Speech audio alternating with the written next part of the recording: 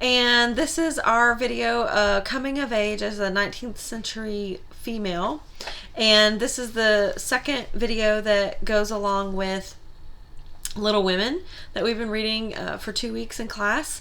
And so last week's video I gave you some information about Louisa May Alcott herself and her family, and just some history behind the book and the author and how some of her biographical details contributed to the novel. So this week I was going to give you just a little bit of historical background for a 19th century girl, especially in the United States. Some of the things we'll talk about were applied to people in Britain as well as the United States, because the cultures were still very connected and very similar at the time. But there are definitely some quintessentially American ideas that contributed to the context of this novel. And I'm not talking about all of the context of the entire time period. This is not a history of the entire, mid 1800s when the book is set. I am talking about in context of growing up as a girl, growing up as a young girl in the United States at this time. And specifically, this is the northern, like the northeastern. She grew, it's set in Concord, Massachusetts, and New England. So even culturally there was a difference because of where the book was set. But still, a lot of the stuff is applicable to the time period in general. So I wanted to go over a few things. I want to talk about the domestic expectations of a young girl, the educational opportunities that were available to her, what sort of life path was expected of young girls in this time period in the 1800s. And so, just not to go into too much detail, but I wanted to kind of give some of these and give a little bit of the cultural, historical significance with the Civil War having just taken place. So in the one thing I want to mention as sort of a context for the tone of the novel and the expectations that the March girls had. I'm going to write something on my board here. My board's kind of dirty, but so there was a concept, I guess you could say. It was based on a poem. So there was a poem that was published in 1854 called Angel in the House, or maybe The Angel in the House, but I think it might have been Angel in the House. But this poem, Coventry Patmore was the poet, and the poem itself is not great. It's not like a super well-constructed poem. It wasn't even that popular when it first came out. But the concept, Angel in the House, became very popular in the 19th century. I'm pretty sure the poem was published in England, but the idea of the angel in the house was really embraced by American society in the after this, in the mid to late 1800s, and it picked up popularity in Britain as well. But what the angel in the house refers to is, okay, if you're a church-going person, you've probably heard of the Proverbs 31 woman, where in the Bible, Proverbs 31 describes the perfect wife and mother, biblical wife and mother. Well, the angel in the house was kind of the Victorian answer to that, and it was a description. Patmore was writing the poem in honor of his wife, who he thought was just the best ever, but it was sort of a homage to what sort of perfect qualities a Victorian era wife and mother should have, right? And so some of the examples are, the woman her responsibility is to create a warm and happy home for her husband and child, and to manage the all of the domestic responsibilities, to keep the children educated and fed and happy and not spoiled, but gracious and good children, to keep her husband happy, to make his home a place that he wants to come home to, and if there are any staff, to manage the staff with generosity and patience, that kind of thing. You can kind of see where the angel term was coming from. It's a very angelic woman who can sort of graciously rule over all these things. And while she was doing that, she was also expected to keep herself fresh and lively and youthful and beautiful and ordained, ornamented with, lovely, ribbons and things, but also not to be too frivolous with money, to recognize the value of money and to not spend all of her husband's hard-earned money, but also give to charity, be involved with community service and charity in your surrounding town and village, wherever you live, neighborhood. But also, though angel of the house was expected to be held accountable for things that went on outside of her home as well, meaning that if her husband felt compelled to seek other unsavory entertainments outside of the home, such as gambling or excessive drinking in ale houses and pubs, or if he went around with other women, or things like if he stayed away from his home after work or on weekends or what have you, then it was the woman of the house who was held accountable for that behavior, because the husband was obviously motivated to do that and to seek that support and entertainment outside of the home, because the woman of the home was not providing that satisfaction at home and was not creating a warm and happy home for him to want to come home to. So there was this kind of insidious, disgusting idea that came out of that, is if a husband is irresponsible to his family or veers from his wife or is inattentive to his children, then it's obviously his wife's fault, because she did not foster a welcoming home for him to want to be in. Do you see where this modern feminists eat this for dinner? Like they just just tear this up. But this is very problematic, as you can tell. But the angel in the house was this ideal standard that women were encouraged to shoot for. We see this in Little Women a lot with Meg. Meg is probably the character who most strives to be the angel of the house. We also see it some with Marmee. Marmee is the ideal mother, right? The ideal mother, the ideal wife, the ideal mistress of a home. She makes do with the resources they have. She makes, she does her credit to her husband. She is a credit to her family. She manages her daughters with wisdom and patience.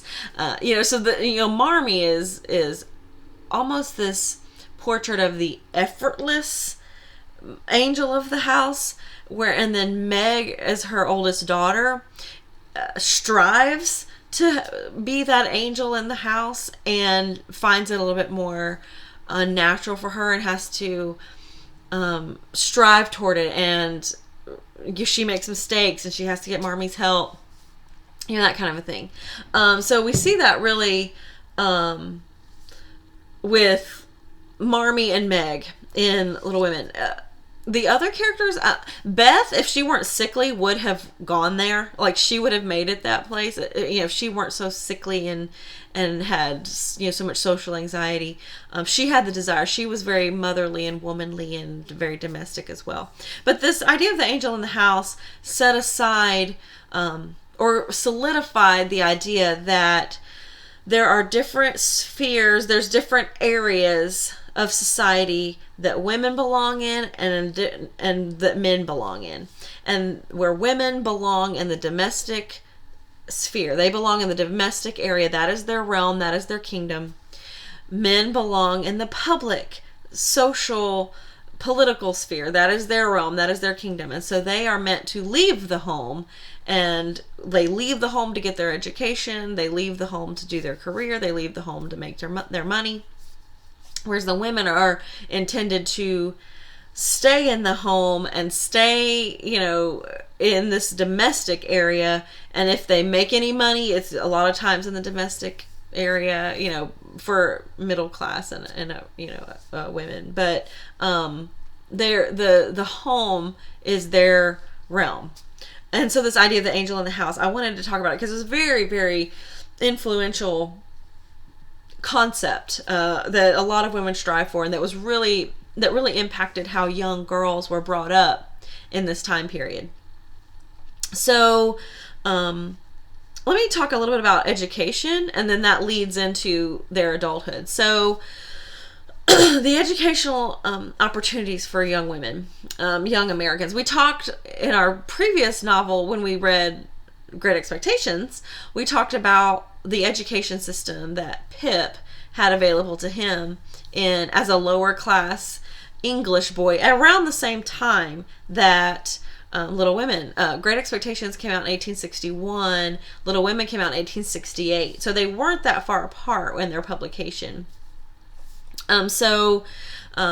We talked about the educational opportunities that Pip had as a lower class boy in England, and then when he jumped classes up into upper middle class, what his educational opportunities became. And so now, let's contrast a little bit about in America, especially young women, what their educational opportunities were. For men, for boys, it wasn't that different.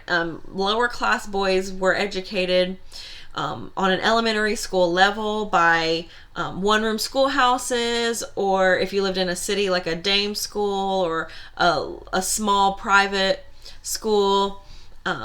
There were not, I think at this point in American history, there were, throughout all of the states, there were maybe 100 public high schools, state-funded public high schools that existed. They weren't mandatory. They, a small percentage, fewer than half of eligible age children actually went to school at all at this point. Usually people of a higher class chose to educate their children in the home. Like in Little Women, Laurie, he doesn't go to school. He went to like an elementary style school in France when he lived with his mother and her family in France. But then now in the United States, he has a tutor who comes to his home, Mr. Brooke, who ends up being Meg's husband. Comes and he doesn't go to school. He's tutored at home, like a gentleman, like a young man, a young gentleman would be. And then when he gets old enough, he goes away to university. So his education is very similar to what, like in England in Pip, what was available to Pip. Now the girls, they did not have the same options. It's actually a huge thorn in Jo March's side that she's not able to go to college. She wants to go to college so bad. She wants to read and learn and go to class, and she just, it tortures her that she's not allowed to go because she's a girl. And so young women, Jo at the start of the novel is 16, and she has finished with school and is now making money as a companion of her elderly aunt. So usually, like I said, half or maybe less of young people at the time went to school at all. And when they did, they went to school only a portion of the year. We in the United States now, when you're coming up, you go to school, I think it's 180 something days out of the year is the school calendar. At this time, it was more like 45 to 60-ish days of the year that they would go. It was only just a few months here and there that they would go to school and do, but the rest of the year, it just wasn't, they didn't go. They did things at home, and some families had more emphasis on educating at home. Some were just like, help around the house, help with your father's business, help in the fields if you lived in a rural area. So young women were educated up through elementary school. They wouldn't go past 12, 13, maybe 14 is as long as they would go. And then they'd be finished with school at that point. There wasn't really anything past that for young girls. If you were in the upper class, a lot of times, or the even upper middle class, your family would hire tutors to come in, even if for the daughters, but they would teach them not like the classical curriculum that Laurie was learning. They would learn things like embroidery or china painting, or they would learn they would get trained like with a musical instrument, or they would get art instruction like Amy gets, but it was more accomplishments is what they would be trained in with a private tutor or governess, like more than just going, like not like traditional like literary education or business like a man would get. So the educational opportunities were very different for men and women. So Alcott recognized, Louisa May Alcott, who wrote Little Women, she recognized that her educational situation was unique. The educational opportunities that she had were very different than the average young woman. If you recall from the video last week, I talked about Bronson Alcott and his school and how he was very experimental on the daughters at home and tried out new techniques to learn them, and they really emphasized reading. His father, Bronson Alcott, was really big in the Transcendentalist movement, and they emphasized education. They were friends with Emerson and Thoreau. So Alcott herself got an unconventional, unusual educational experience that was not typical of young women of the time. So she used that unusual, unconventional experience to sort of infuse her novel, infuse Little Women with a sort of idealized what could be, what young women could become, what these young daughters could become if they are raised in a pro-education, pro-reading environment, pro-free thinking environment like she was raised in. And so the marches, even though they have these individual ideas, they have these the March Girls have unique aspirations for their lives, and some are more domestic than others. They still had way more educational opportunity than is typical. So what you see in Little Women is an idealized depiction of how young women were educated at the time.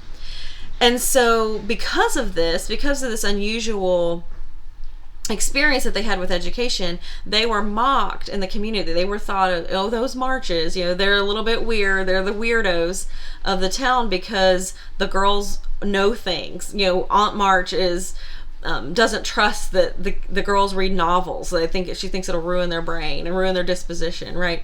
And so just like Dickens was with Great Expectations, where he was using Pip's experience to question and subvert the traditional educational system in England, Alcott was doing that similarly with Little Women in the American education system, and her focus was on the education for women.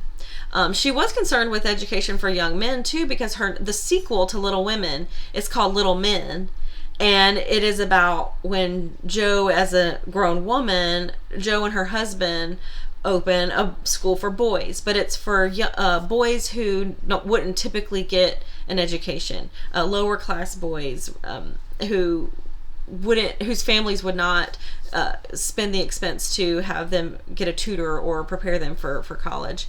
So we get more of Alcott's educational ideas in the sequel. There's 2 sequels to Little Women, actually, Little Women and Jo's Boys, and we get those her ideas for that in those sequels.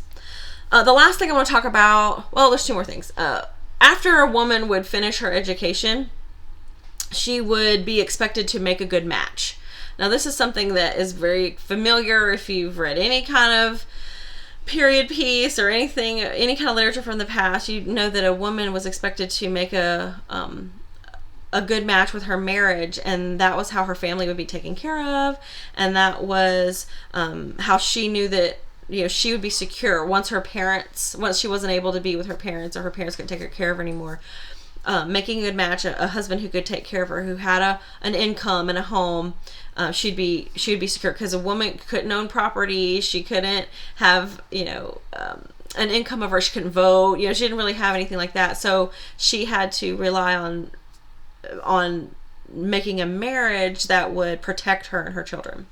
So there's a lot of talk in Little Women, especially the second half of Little Women that you read for this week, about who they're going to marry, and if they're going to marry, and what their options are, and if you should marry for love or marry for money, and so we see with Meg, as the oldest, they were kind of hoping she would marry for money because the family was not very wealthy, very well off, and so it would really secure the family if Meg could make a wealthy match. Well, she goes and falls madly in love with a penniless, poor teacher who doesn't really have a lot of financial prospects, but he goes into business with Mr. Lawrence, old Mr. Lawrence, and he works hard and he ekes out a living, and they have a lovely home that's filled with love. And so there's this quote from Marmee in the book about, I'll paraphrase, but it's essentially, young girls who marry for money have a huge big mansion that isn't a home because there's no love in it. That's essentially what she says. So she's perfectly in support of who her girls pick. You have Jo as the next daughter, who is staunchly against getting married in any shape or form. She wants to be an old maid. And that is what Lisa May Alcott wanted for Jo, because Alcott herself never married, never had children, was an old maid, lived with her father until they both died a couple days apart. You know, it was just, that's how she wanted. But Alcott caved and ended up giving Jo a husband at the end of the second part of the novel, because that's what all her fans wanted Jo to be happy. They wanted her to have a husband. So to sort of, as a jab at the system and as sort of to subvert the expectation, she gave Jo a husband, but he was much older, he was poor, he was bearded and foreign and unattractive, and he was a poor, penniless professor. So she gave Jo the completely opposite of the ideal romantic novel love story husband. So that was, I think, Alcott's little jab in there, because she related to Jo the most. You had Beth, who was next, who was a sickly invalid who had social anxiety, and nobody expected her to make a marriage at all. But she ended up, if you read the book, she never recovered from her scarlet fever and ends up passing away when she's 19, I think, in the novel. So she was never going to make a match. And then you have Amy as the baby of the family, who from very young said, I'm going to marry rich. I'm going to marry, a rich suitor, and that is my duty. I'm going to be petted. I'm going to be taken care of. I'm going to be given things, and it's going to be glorious. And she did. She married Laurie, who is very, very wealthy, but it just so happens to be he's the very, very best friend of their family growing up, and he's more like their brother. And so Amy gets this best of both worlds. She marries for love and for money, and they're immensely happy. So you have, with all the sisters in the novel, you have Alcott really sort of drawing attention to this expectation that young women had at the time of, who are you going to marry? How is it going to help your family? How is it going to affect you? Your whole life is on the line here. And Alcott really did use the aspirations and personalities of the four sisters to really say some interesting things and to draw attention to that whole system and that whole situation. The true last thing I'll mention is, you can't talk about Little Women without talking about the Civil War. So I'll just mention this a little bit. Like I said at the beginning, this is not a history lesson video. This is specifically context for Little Women. But the whole thing opens when, it's during the Civil War. Their father is away. And so how this affects how young women grew up at the time was that during the Civil War, think of it as the prequel to, we hear about World War II the most and how it affected us in the United States more recently, where so many men went away to World War II and then they didn't come back. And while they were gone, women had to fulfill their roles. They had to work in the factories and they had to play sports and, all these different things. Women had to fill in the positions while men were away at war. Well, the Civil War was exactly the same way. Many, many, many men and sons and brothers and fathers of families died during the Civil War or were permanently maimed or psychologically never the same. And so while they were gone, a lot of young women had to take up the roles that young men would normally do, like working with animals, working on farms, working in shops, making deliveries, and they had to go back to traditional expected gender roles once the men returned. So I've written this down. There's an interesting statistic. So this is always shocking to me whenever I read this, but more Americans died in the Civil War than in all other American wars combined from the colonial period through the Vietnam War. So just think of that that scale of how many men were lost. And so when Little Women starts, their father is away in the war, right? He's away in several states away in Virginia, and they have to go on without him. That Marmee has to be mother and father, right? And so when he comes back, and he's different. He was ill in the war. He almost died.